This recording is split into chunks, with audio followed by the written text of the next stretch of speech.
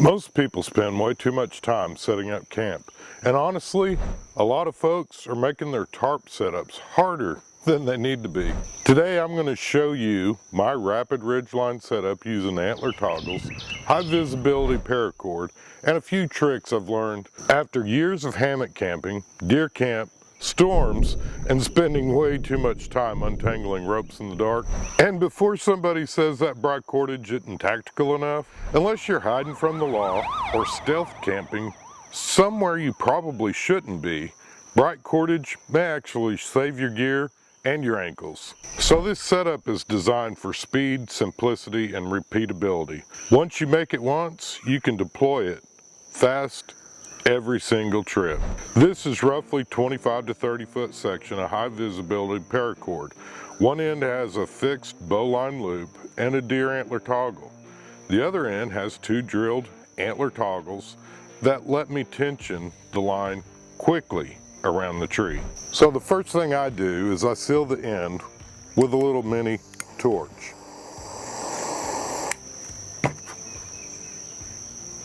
And if you can, without burning yourself, kind of rub that down so that this melted spot is not bigger than the cord. So after drilling out the deer antler, I'll use a file to smooth up the rough edges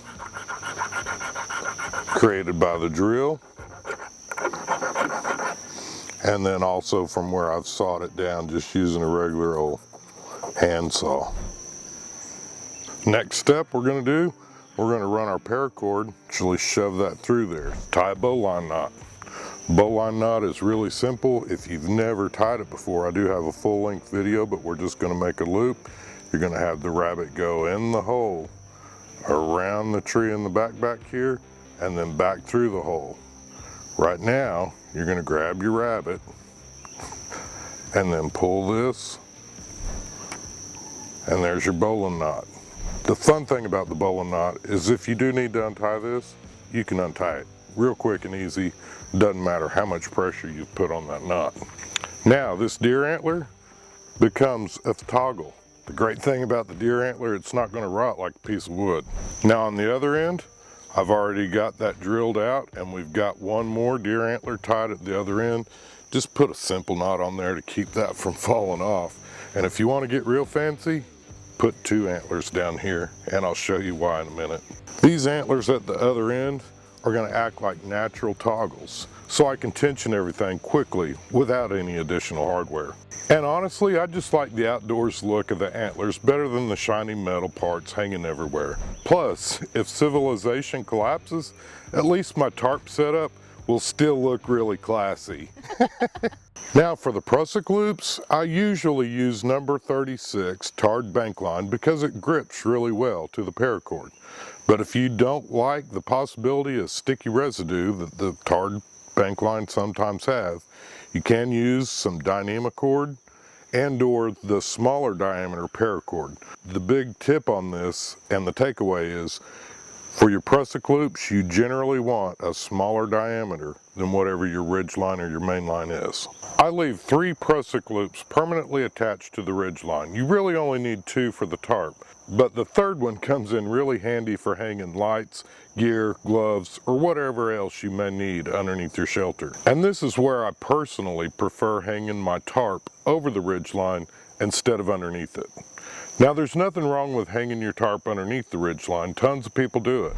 But after enough deer camps and storms rolling through East Texas and Oklahoma, I prefer the tarp over the ridgeline. It sheds heavy rain better. I can still use the ridgeline underneath to hang my gear. I can slide flashlights, camp lights, gloves, even a longbow under the cover. And with drip lines tied in, water stays out of the hammock where it belongs. Trust me, waking up at 2 a.m. because water found its way into your hammock is not the kind of adventure most people are looking for. If you have a tip you would like to share, comment down below on why you hang your tarp above or below the ridgeline.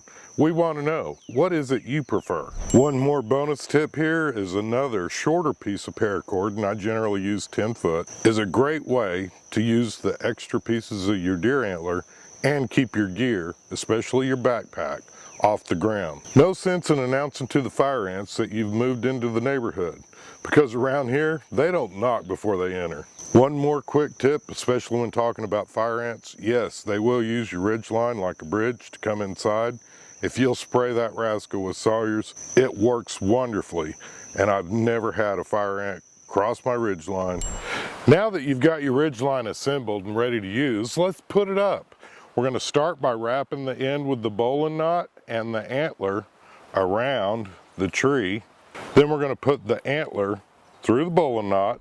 It's going to go all the way through, and you know that you've got this on right when this bowline loop is overlapping the side that you're going to pull the tension on.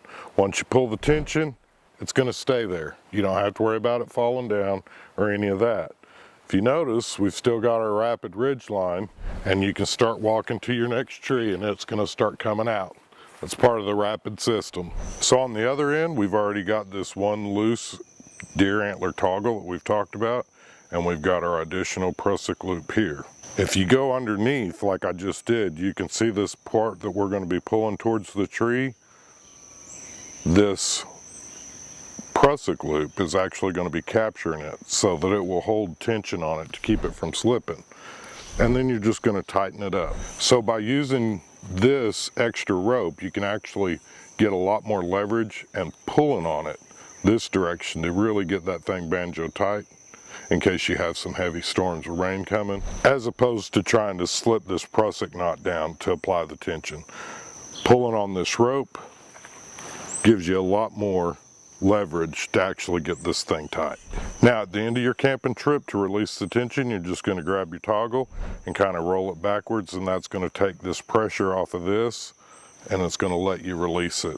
So now it's going to be tension free, and you'll be able to start rolling up your ridge line. Now for a quick refresher on the Prusik knot, this is going to be a piece of Dyneema.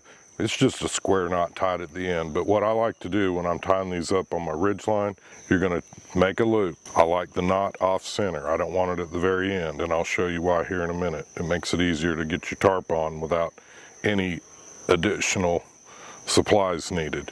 You're going to wrap through this loop 3 times. A lot of guys will only do 2. I always do 3.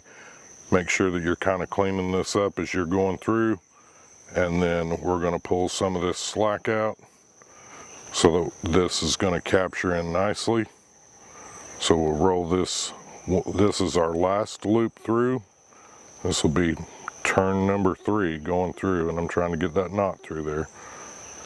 And then dress this all up, and you know you've done it right when these are all lined up. Now with the Prusik knot tied on here, it will slide nice and easy. Once you start applying tension, it's going to grip. The biggest key takeaway that I could give anybody, especially if you're new to the Prusik knot, you always want your Prusik knot material to be thinner diameter than whatever your main rope is, or in this case the ridge line. Now the big advantage to having this knot on here, we're no longer going to need a toggle. This is where this knot's going to come in easy, and you don't need another toggle for this. You're just going to loop that knot through there. You're going to start applying tension. You're going to see that it's catching on the knot, and there's your tension. Now those extra Prusik knots we talked about, got a great place to hang your camp light underneath the shelter in case it's raining. This also makes for a great spot for boots to dry out, your socks to dry out, maybe even your bow, your longbow, that kind of stuff.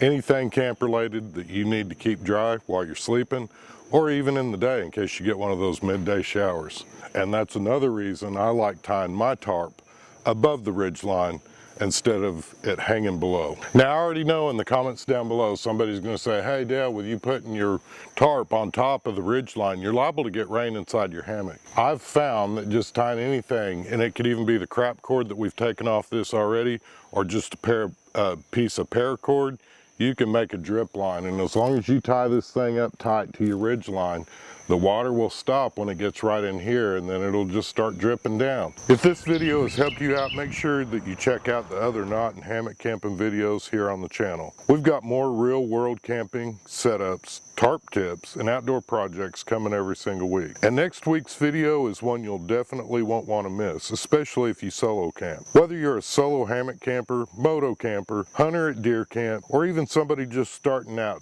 and camping alone for the first time, camp safety matters. I'll be sharing some things that I personally do to stay safe in camp, including a new camp security system designed to help monitor your camp while you sleep. And honestly, I think this video is going to be especially important for the solo lady campers and or new campers looking for a little more peace of mind when they're outdoors. Because raccoons aren't always the only things wandering around camp at 2 a.m. So if this sounds interesting, consider subscribing, turning on the notifications so that you don't miss it. And until next week's video comes out, let's get outside and make something happen.